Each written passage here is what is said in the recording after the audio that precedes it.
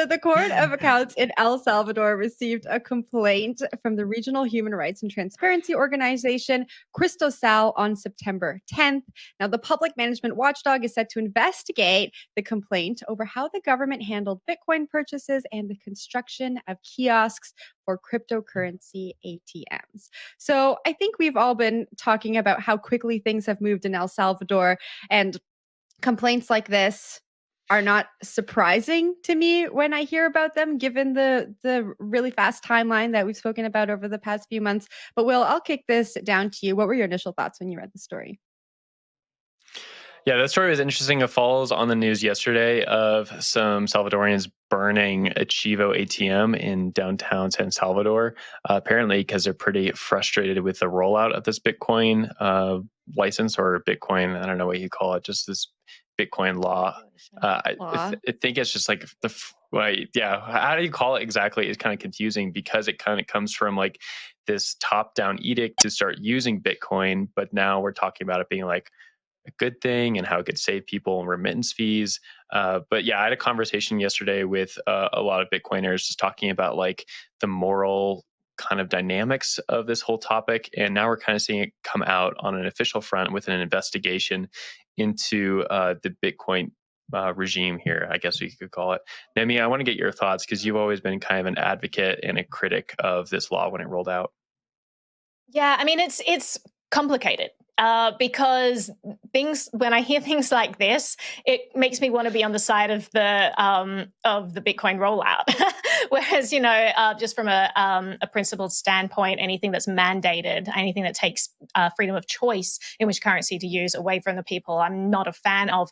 That being said, the ultimate end that Bitcoin is becoming popularized, I'm a big fan of. There is a complicated conversation around whether or not the ends ever justify the means, and I would probably argue, no, it doesn't. That doesn't mean I'm not happy about the means. It just means that I never would have liked this mandate to be put in place. And if they'd taken away Article 7, then we could have all been united on this front. And perhaps the El Salvadorian government could have avoided things like this kind of watchdog investigation that's now going ahead. Now, it's interesting that there is the capacity for such watchdogs in El Salvador, given what we've learned about Bukele, given, the time piece about him, his, dictatorial standards, and past history of how he's acted to get things pushed through tends to be with a heavy hand, as far as I could see.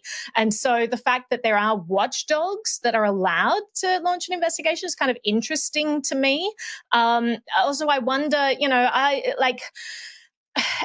are people investigating this because they don't like the mandate? Are people investigating this because they're against like these draconian executive orders? Or are they investigating this because they just don't like Bitcoin and they're trying to find a way to crush it? So there are lots of complicated questions around that and people's motives for diving into this. I'm pretty skeptical of the whole thing. I want to see Bitcoin succeed there. I don't think that people launching this are necessarily taking a principled stance, but I will reserve judgment on that for the time being. But Zach, I'll throw this to you for your thoughts. Yeah, I mean, I'm inclined to think that like sunlight is the best disinfectant, and if this is a dose of that, then I think that's good, right? Transparency is probably going to be the way that Bitcoin in El Salvador can distinguish itself as a useful project for the people of El Salvador. And if this is in service of that, then it's a great thing. The last thing that I think, maybe from an industry perspective, the last thing you want to see is El Salvador, with sort of a history of corruption, co-opt the Bitcoin movement that in a way that serves corrupt interests. So if we can get some transparency on the board about how this was rolled out, and if it's helping the people of El Salvador, that's a great thing.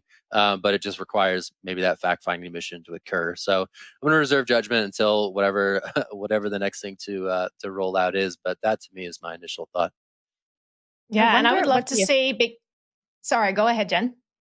I was just going to say a quick point, then I'll pass it off to you. I wonder what the effectiveness of this watchdog investigation is going to be when we look at the history of how the government kind of works in El Salvador. I wonder if the transparency that we're talking about and being so hopeful for is something that is even possible there. But Naomi, I'll let you weigh in.